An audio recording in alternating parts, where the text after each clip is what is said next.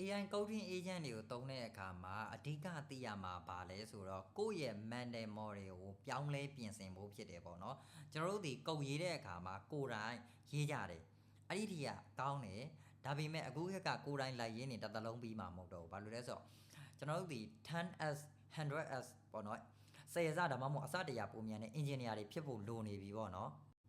ပထမဆုံးကိုကပြင်ဆင်ရမှာ mental model လို့ခေါ်တယ်တွေးခေါ်နည်းကိုကျွန်တော်တို့အရင်ဆုံးပြင်ဆင်ဖို့လိုတယ်အဲ့လိုမျိုးတွေးခေါ်နည်းကိုဘယ်လိုမျိုးပြင်ဆင်ရမလဲပေါ့နော်အဲ့ဒါကိုကျွန်တော်ပုံလေးဆွဲပြီးတော့ရှင်းပြမယ်ဒါလေးကိုနားလည်သွားတဲ့ဆိုကိုက AI agent တွေကိုသုံးတဲ့အခါမှာ efficient ဖြစ်သုံးနိုင်မှာဖြစ်တယ်ပေါ့နော်မဟုတ်ဘူးဆိုရင်တော့ကိုယ့်ရဲ့ mental model ကိုပြင်ဖို့လိုတယ် micro management ဖြစ်နေတာမျိုးတွေကိုပြင်ဖို့လိုတယ်ဒါတွေမပြင်နိုင်ဘူးဆိုရင်တော့ဒါပုံမှန်ပေါ့နော်ကိုယ့်ဘာသာကိုပဲကုန်ရေးလိုက်တော့ပေါ့နော်အဲ့ဒါဆိုရင်တော့သူများတဲ့တော့အစတရားတော့နောက်ကျသွားမှာပေါ့ဗျာ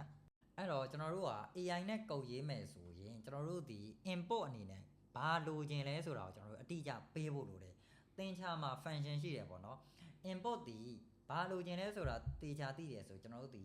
output ဒီတေချာတဲ့ domain output တစ်ခုထွက်လာတယ် okay အဲ့တော့ကျွန်တော်တို့ဒီဒီမှာကြည့်ပေါ့နော် input တစ်ခုထည့်လာတယ်ဆိုရင်ဒီထဲမှာဘာလို့သွားလဲဆိုရင် process ကိုကျွန်တော်တို့ဒီစိုးရိမ်စရာမလိုတော့ဘူးဒီနေရာဒီအရင်တော့ကျွန်တော်တို့ကိုယ်တိုင်ဝင်ပြီးတော့ကုတ်ရေးတဲ့နေရာဒီနေရာကိုအခုကကြတော့ AI ကအစားထိုးသွားပြီ AI ကရေးပေးမှာเนาะအဲ့တော့အဲ့ဒီကနေတစ်ဆင့်ဘာထွက်လာမလဲဆိုတော့ output ထွက်လာမယ်အဲ့ဒီကမှတစ်ဆင့်ကျွန်တော်တို့လိုချင်တဲ့ expected result ကိုရအောင်လုပ်ရမှာအဲ့ဒီ expected result ဒီဘာနဲ့သွားပြီးတော့ direct ချိုးကြတယ်ဆိုရင် input နဲ့သွားပြီးတော့ချိုးကြတယ်ကိုကဘာလိုချင်လဲဆိုတော့တေချာမသိဘူးဆိုရင်ဒါကတေချာထွက်လာမှာမဟုတ်ဘူး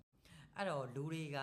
AI ကိုသုံးပြီးတော့ကိုလိုချင်တဲ့ app တွေထုတ်တဲ့အခါမှာဘာလို့အခက်အခဲဖြစ်နေလဲဆိုတော့ကျွန်တော်ခုနကပြောတယ်နှစ်ခုဒီချိတ်ဆက်မနေလို့ဖြစ်ပါတယ်ပြီးတော့အခုသိတယ်ပေါ့နော်သိတာတယ်ပေါ့နော်ဟို business ပဲသိတဲ့လူတွေပေါ့နော်အဓိကကုမ္ပဏီတက်တဲ့သူတွေပေါ့ဗျာကုမ္ပဏီတက်တဲ့သူတွေထုတ်ထားတဲ့ website တွေ byte coding website တွေဒီအမြဲတမ်းဖတ်ပဲရောင်ကြီးတွေဖြစ်နေတယ်ပေါ့နော်ဟိုဘာရောင်ကြီးတွေမှမသိဘူးကွာသိလားလုံးဝ taste ပါမနေဘူးအဲ့လိုမျိုးပြဿနာတွေကိုဖြေရှင်းဖို့ဒီကိုယ့်ရဲ့ input ကဘာလိုချင်လဲ